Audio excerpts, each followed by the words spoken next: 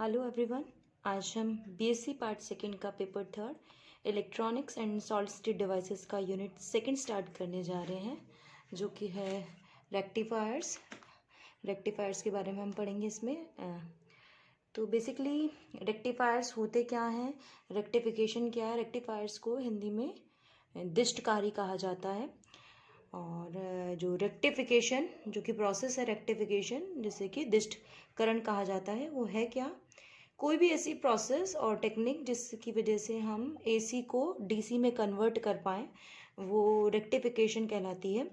The process और technique by which alternating voltage is transform into direct voltage is called as rectification. और जो device इस process को करता है उसे रेक्टिफायर कहते हैं। ठीक है, तो दिष्टकरण वो प्रक्रिया है जिससे कि हम एसी को दिष्टकरण वह प्रक्रिया है जिससे कि प्रत्यावर्ती धारा या वोल्टा को दिष्ट धारा या वोल्टा में परिवर्तित किया जा सके, तो वो दिष्टकरण कहलाता है। और जो डिवाइस यूज में लाया जाता है उसे दिष्टकारी कहा जाता है। जनरली रेक्टिफायर्स दो तरीके के होते हैं। Rectifiers are of two types, half wave rectifier और full wave rectifier. So half wave rectifier क्या है, जैसे कि आपको पता ही चल रहा है नाम से, हाफ वेव का मतलब है हम आधी वेव की बात कर रहे हैं, अर्ध तरंग की बात कर रहे हैं।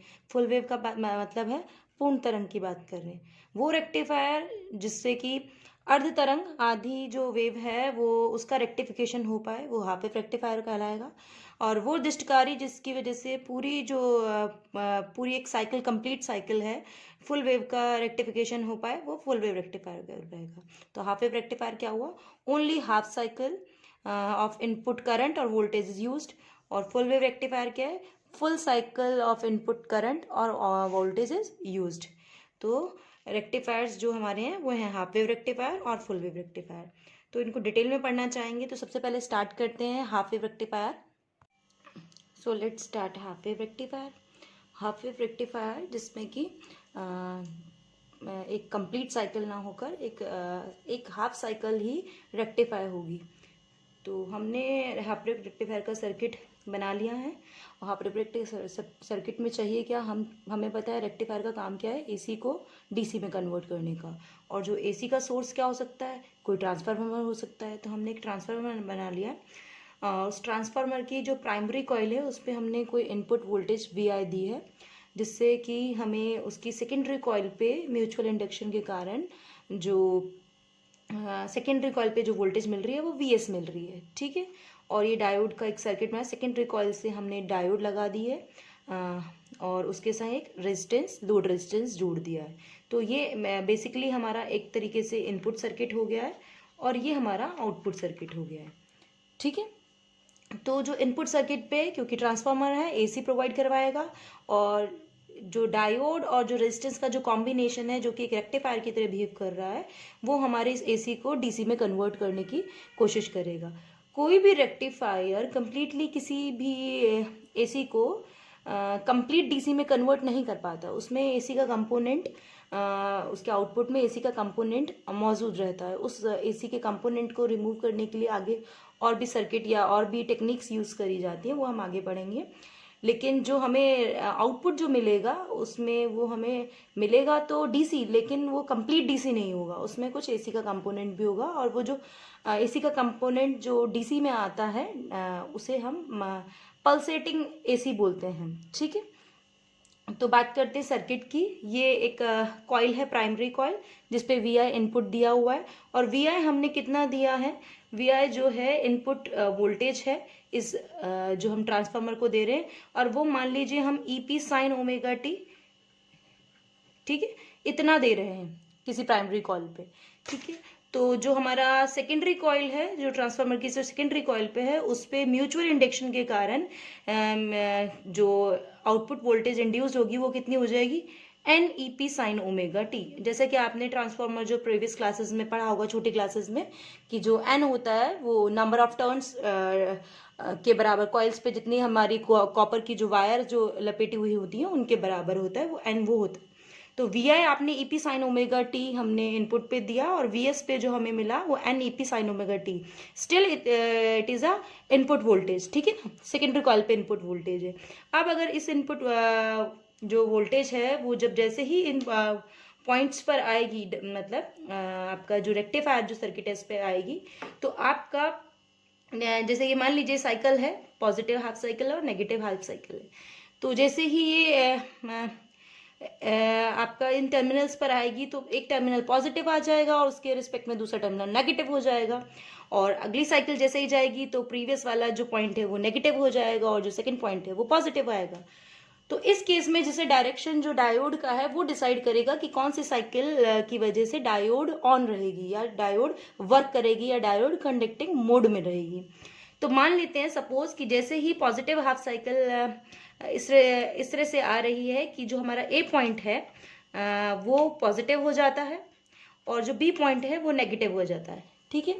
ए पॉजिटिव हो जाना और बी नेगेटिव हो जाने से क्या होगा आपका कि जो डायोड है वो किससे कनेक्टेड हो गई, डायोड का ये पी टर्मिनल होगा, ये एन टर्मिनल हो गया, तो पी पॉजिटिव से कनेक्ट हो गया और एन नेगेटिव से कनेक्ट हो गया। इसका मतलब डायोड जो है वो आपकी फॉरवर्ड बायस में हो गई, ठीक है। फॉरवर्ड बायस का मतलब कि अग्रदिशक में। और अगर इस कंडीशन में अगर डायोड रहेगी तो डायोड को क्या कहेंगे, कंडक्टिंग मोड में है।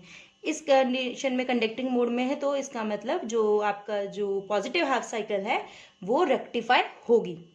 जैसे ही नेगेटिव साइकिल इन पॉइंट्स पे पहुंचेगी तो उस केस में क्या होगा, ए जो पॉइंट है वो नेगेटिव हो जाएगा और बी क्या हो जाएगा, पॉजिटिव हो जाएगा। ए के नेगेटिव होते ही जो डायोड है वो आपका काम करना बंद कर देगी, क्योंकि डायोड उस कंडीशन में रिवर्स बायस में चली जाएगी, और रिवर्स बायस में जाने से वो नॉन कंडक्टिंग मोड में चली जाएगी और उस वक्त आपको किसी तरह का कोई भी आउटपुट नहीं मिलेगा। इसका मतलब हाफ वेव रेक्टिफायर में हाफ साइकिल रेक्टिफाई करेगी और वो पॉजिटिव होगी कि नेगेटिव साइकिल रेक्टिफाई होगी, ये डिपेंड करता है कि डायोड कौन से कंडीशन में लगी हुई है, ठीक है। अगर यही डायोड मैंने रिवर्स कंडीशन में लगाई होती कि पी सिरा इधर होता और एन इधर होता तो नेगेटिव साइकिल को वो क्या करती, रेक्टिफाई करती, ठीक है। तो लेट्स इसके लिए हम हाफ वेव रेक्टिफायर के लिए कुछ जो मैथमेटिकल एनालिसिस करेंगे इसका, और मैथमेटिकल एनालिसिस में हम इसका डीसी करंट और एसी करंट और इसकी एवरेज वोल्टेज, इसकी आरएमएस वोल्टेज, ये सब हम कैलकुलेट करेंगे। तो लेट्स स्टार्ट। हमने यहाँ बोल दिया कि वी आई जो है आपका ईपी साइन ओमेगा टी है, प्राइमरी कॉइल पे अप्लाई किया गया है, और जो वी एस है वो N EP sine omega T हो जाएगा, जो कि इंड्यूस हुआ है due to mutual induction, electromagnetic induction की वजह से वो सेकेंडरी कॉइल पे इंड्यूस हुआ है, जो कि एन क्या है आपका, नंबर ऑफ टर्न्स है secondary coil over number of turns in primary coil के बराबर। अब ये जो सर्किट है आपका, इस सर्किट में आपने देखा है एक तो सेकेंडरी कॉइल है वी एस, अगर यहाँ वी एस है सेकेंडरी कॉइल है तो इसका कुछ रेजिस्टेंस भी होगा, उसे हम आर एस बोल दें। ये डायोड है तो डायोड का भी कुछ रेजिस्टेंस होगा, तो इस डायोड के रेजिस्टेंस को, क्योंकि डायोड हमारी फॉरवर्ड में डायरेक्शन में काम कर रही है तो इसे आर एफ ले लेते हैं, और एक रेजिस्टेंस हो गया हमारा लोड का आर एल, ठीक है। तो हमारे पास तीन तरीके के इस पूरे सर्किट में रेजिस्टेंस हो गए, आर एस जो सेकेंडरी कॉइल का है, आर एफ जो कि डायोड का है, और आर एल जो कि लोड रेजिस्टेंस है। अब इस पूरे सर्किट में जो करंट है वो क्या फ्लो कर रही है, हमने सपोज कर लिया कोई करंट आई फ्लो कर रही है, तो आई क्या हो जाएगी, वी ओवर आर, वी क्या है इधर, वोल्टेज क्या है वी एस, और रेजिस्टेंस कितना है, सीरीज में लगा हुआ है R S, R F and R L. So suppose resistance of the forward bias diode is R F, resistance of secondary coil of a transformer is R S, तो current flowing through the load resistance will be I is equal to V S over R L plus R S plus R F. हमने अपना mathematical analysis simplify करने के लिए इस R S और R F को हम आगे आर से रिप्लेस कर रहे हैं, इसे आगे हम आर से ही लिखेंगे, ठीक है। और ये सब बातें कब हो रही है, कौन सी साइकिल के लिए रेक्टिफाई हो रही है, 0 से t/2, पूरी जो साइकिल है वो 0 से t की है, ठीक है। लेकिन हमारी पॉजिटिव हमारी साइकिल क्या हो रही है, ब्रेक हो रही है, ये t/2 है, तो ये जो पॉजिटिव पार्ट है ये रेक्टिफाई हो रहा है और जो नेगेटिव पार्ट है वो रेक्टिफाई नहीं हो रहा है। तो आई क्या हो गया, we S over R L plus R S plus R F, और जो वी एस की जो वैल्यू है उसे हमने लिख दी, क्योंकि हमें पता है वी एस हमारा आया था N E P sine omega T, N E P को हम एक नए सिंबल से रिप्लेस कर रहे हैं ई एम, जो कि ई एम की वैल्यू क्या हो जाएगी, ई एम की वैल्यू हो जाएगी एन ई पी, तो I is equal to E M sine omega T R L over R L plus R, R क्या है R S plus R F है। तो ये जो करंट है, क्योंकि हमें पता है जो करंट है वो सिर्फ और सिर्फ पॉजिटिव साइकिल के लिए फ्लो कर रहा है, तो अगर इसको ब्रेक करके लिखें हम दोनों साइकिल्स में, तो क्या हो जाएगा कि current I is equal to I M sine omega T, जबकि जो जो आपकी वेव है वो कितनी है, पॉजिटिव हाफ साइकिल में 0 से t/2 में, और आई इज इक्वल टू 0, किसी तरह का कोई करंट फ्लो नहीं हो रहा, जबकि आपकी जो वेव t/2 से टी की तरफ मूव कर रही है, तो नेगेटिव हाफ साइकिल है। तो ये जो आई एम है वो, ये हमने इस पूरे जो वैल्यू है, इस पूरे वैल्यू को हमने आई एम लिख लिया, E M over R L plus R को।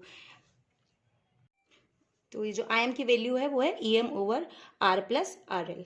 नाउ नेक्स्ट हमें ये पता तो चल गया कि करंट कितनी है। अब हम कैलकुलेट करते हैं average value of pulsating current, और वोल्टेज की एवरेज वैल्यू कैलकुलेट करते हैं, औसत मान किसी भी स्पंदमान करंट का या वोल्टता का। ठीक है, तो किसी भी क्वांटिटी का अगर एवरेज वैल्यू निकालते हैं, तो अगर वो वैल्यू वेरी कर रही है हमारी 0 से t तक, ठीक है, तो उसको किस तरह से कैलकुलेट किया जा सकता है, क्योंकि हमारी एवरेज वैल्यू टाइम के रिस्पेक्ट में चेंज हो रही है।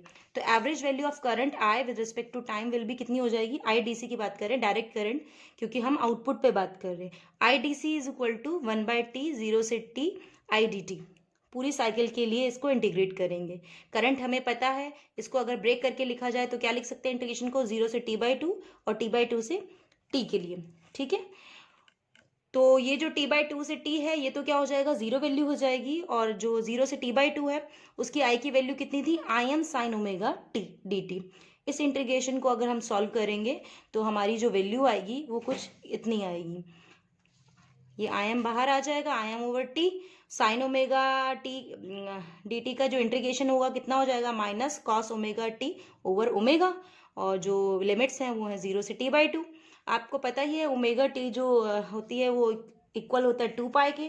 जब हम ये वैल्यूज पुट करेंगे तो हमारा जो आई डी सी है वो कितना आ जाएगा, लगभग आई एम ओवर पाई के इक्वल आ जाएगा। तो ये जो डायरेक्ट करंट है ये आपका है आई एम ओवर पाई के बराबर। आई एम क्या था आपका, E M over R plus R L. ये तो करंट वो है जो कि डायरेक्ट करंट है। अगर हम लोड के अक्रॉस करंट की वोल्टेज की बात करें तो इसकी हेल्प से हम निकाल सकते हैं average voltage, I D C into R L कर दें तो हमारा ई डी सी कैलकुलेट हो जाएगा। तो average voltage across R L क्या हो जाएगी, E D C is equal to I D C into R L. I D C की value I M upon pi है इंटू आर एल। ठीक है, तो ये और आई एम हमें पता है ई एम ऊपर pi R plus E M over R plus R L है, और ये pi and R L as it is रहेंगे। ये जो वैल्यूज है इस इक्वेशंस को हम नंबर देते जा रहे हैं, थर्ड और फोर्थ इक्वेशंस हो गई हमारी। अब हम बात करते हैं कि ये तो हमने कैलकुलेट कर लिया एवरेज वैल्यूज करंट के लिए और वोल्टेज के लिए, जो कि हमारी आउटपुट की वैल्यूज हैं। अब बात करते हैं आरएमएस वैल्यू की, रूट मीन स्क्वायर वैल्यू की, वो कितनी हो सकती है। Now RMS value of pulsating current end voltage, धारा का वर्ग माध्य मूल मान, ठीक है, जैसे कि इंग्लिश में आरएमएस वैल्यू कहते हैं रूट मीन स्क्वायर वैल्यूज। ठीक है, तो ये वैल्यू होती क्या है, the square root of mean square value of current for a complete cycle is called root mean square value IRMS. ठीक है, आईआरएमएस को कैसे डिफाइन किया सकता है, कोई भी स्क्वायर रूट वैल्यू एवरेज के स्क्वायर के बराबर। ठीक है, ये जो आई डैश लिखा हुआ है, रूट आई बार का मतलब एवरेज के स्क्वायर के रूट के बराबर जो वैल्यू होती है वो रूट मीन स्क्वायर वैल्यू होती है। इसको कैलकुलेट करें तो दोनों तरफ स्क्वायर लें जिससे कि स्क्वायर रूट हटे, तो स्क्वायर लेने पे क्या होगा, स्क्वायर रूट हटेगा और एवरेज का स्क्वायर आएगा। एवरेज आपको लेना आता ही है, अभी हमने निकाल के दिखाया है कि 1/t 0 से t आई स्क्वायर डी टी सेम है। इंटीग्रेशन ब्रेक किया जाए 0 से t/2 t/2 से t और आई स्क्वायर की वैल्यू वहाँ से पुट करी जाए तो ये हो जाएगा आपका I am square sine square omega T D T. I am square बाहर आ जाएगा, sine square omega T D T का इंटीग्रेशन किया जाए। ठीक है, इसको हम इंटीग्रेट करेंगे तो हमें पता है इसको साइन को हम इन टर्म्स ऑफ कॉस लिख लेते हैं, 1 over minus cos 2 omega T over 2 हम बाहर लिया है। और इसको अब हम सेपरेटली इंटीग्रेट करें तो ये इंटीग्रेशन सॉल्व करने पे और लिमिट पुट करने पे हमारे पास जो वैल्यू आती है आई आर एम एस की स्क्वायर की वो आती है आई एम स्क्वायर बाय 4। तो आई आर एम एस कितना रह जाएगा, आई एम बाय 2। ठीक है, और आई एम की वैल्यू आपको पता थी E M to R plus R L. ये तो आरएमएस वैल्यू है करंट की। अगर लोड के अक्रॉस हम वही वोल्टेज की वैल्यू करें तो क्या करें, कितना हो सकता है, E R M S is equal to I R M S into R L. I R M S की वैल्यू पुट करी जाए जो कि आई एम बाई टू है या E M by two R plus R L है into R L. तो ये इक्वेशंस जो हैं, ये दोनों जो इक्वेशंस है फिफ्थ और six, I R M S और ई आर एम एस, ये टोटल हम बोल सकते हैं टोटल करंट और या टोटल वोल्टेज जो पूरे सर्किट में है उसकी वैल्यू है। नाउ नेक्स्ट है एफिशिएंसी ऑफ ए रेक्टिफायर। कोई भी रेक्टिफायर अगर बनाया जा रहा है तो बेसिकली किस लिए बनाया जा रहा है कि वो कितना एफिशिएंट है, उसकी दक्षता कितनी है, ठीक है। एफिशिएंसी को हम ईटा से डिनोट करते हैं कि कितना एफिशिएंट है, कि कितनी एफिशिएंटली वो किसी भी एसी को और डीसी में कन्वर्ट कर देता है, कितना परसेंट है कि वो परफेक्टली वर्क कर रहा है। तो एफिशिएंसी कैलकुलेट कैसे किया जाए कि आउटपुट ओवर इनपुट किया जाए, तभी पता चलेगा कि कितना परसेंट वो वर्क कर रहा है। तो efficiency of a rectifier is defined as ratio of output DC power over input AC power, ठीक है। PDC over PAC into 100% in terms of percentage calculate कर रहे हैं। तो हमें क्या करना है, पीडीसी कैलकुलेट करना है, अब पीएसी हमें पता होना चाहिए और हम उनका रेशो लेकर कैलकुलेट कर सकते हैं कि इस रेक्टिफायर की एफिशिएंसी कितनी है। तो the output DC power in the load resistance RL कितना है, पीडीसी। पीडीसी कैसे कैलकुलेट हो सकता है, पावर क्या होती है, I square R L, I square R, load के अक्रॉस की बात करें तो आई स्क्वायर आर एल, और आउटपुट की बात करें तो PDC is equal to IDC square into R L. IDC हम कैलकुलेट कर चुके हैं थर्ड इक्वेशन में, हमारी आईडीसी हमने कैलकुलेट करी थी कि IDC is equal to I M over pi, ठीक है। तो हम यहाँ से आईडीसी की वैल्यू रख लेंगे, जहाँ आई एम भी हमारा कितना था, E M over R plus R L था। तो ये हमारा जो पीडीसी की वैल्यू कितनी हो जाएगी, E M square over pi square R plus R L का whole square into R L, ये इतना पीडीसी हो गया। नाउ इनपुट एसी पावर की बात करें कि पीएसी कितना कैलकुलेट होगा, तो पीएसी क्या है, इनपुट की एसी की जो टोटल पावर है वो है, और वो किसके बराबर होनी चाहिए, आई स्क्वायर आर एम एस, और किसके अक्रॉस होनी चाहिए, वो सभी रेजिस्टेंस के, लोड के रेजिस्टेंस प्लस डायोड का रेजिस्टेंस प्लस सेकेंडरी कॉइल के रेजिस्टेंस के से होनी चाहिए। तो हम are S plus R F को तो एग्जैक्टली आर लिख ही रहे हैं, तो ये हमारी हो जाएगी P A C is equal to I square R M S into R plus R L. I R M S की जो वैल्यू है वो हम फिफ्थ सिक्स इक्वेशंस में निकाल चुके हैं। तो आई आर एम एस की वैल्यू पुट करने पे हमें क्या मिलेगा, on substituting the value of I R M S we get P A C is equal to E M square over 4 R plus R L. अब आपको PDC भी पता है और पीएसी भी पता है, दोनों की वैल्यू पुट करने पे सेवेंथ इक्वेशन में आपको क्या मिल जाएगा, ईटा मिल जाएगा। और ईटा आपका कितना कैलकुलेट होकर आएगा, एफिशिएंसी ऑफ रेक्टिफायर कितनी होगी, दोनों वैल्यूज पुट करेंगे तो क्या होगा, E M square R L pi square R plus R L का होल स्क्वायर, ये तो पीडीसी हो गया, और पीएसी क्या है, E M square over 4 R plus R L. तो एक आर प्लस आर एल से या स्क्वायर कट जाएगा, ठीक है, ई एम स्क्वायर से ई एम स्क्वायर कट जाएगा, तो ये हो जाएगा 4 R L over pi square. तो ये हो जाएगा आपका 4 R L over pi square R plus R L. इसको आप जब कैलकुलेट करेंगे, आर एल यहाँ से कॉमन ले लें, तो ये हो जाएगा 1 plus R over R L, और आर एल से आर एल कैंसिल हो जाएगा। तो पाई की वैल्यू पुट करने पे 3.14, ये कुछ कैलकुलेट करने पे आएगा 40.6% के करीब आएगा। इट मीन्स ये डिपेंड करता है जो आपका सेकेंडरी कॉइल है और डायोड का जो रेजिस्टेंस है उस पर, और लोड रेजिस्टेंस पे, और जो इसकी मैक्सिमम एफिशिएंसी आएगी वो 40.6% ये एफिशिएंट है। वो भी कब, जब आर एल आपका बहुत ज़्यादा हो आर से, दैट इज आर एल जो है आपका बहुत मैक्सिमम हो are S plus R F की वैल्यू से, ठीक है। तो ये लेस देन 50% एफिशिएंट है आपका रेक्टिफायर किसी भी एसी को डीसी में कन्वर्ट करने के लिए। अभी के लिए इतना ही, नेक्स्ट सेक्शन में करेंगे। Thank you.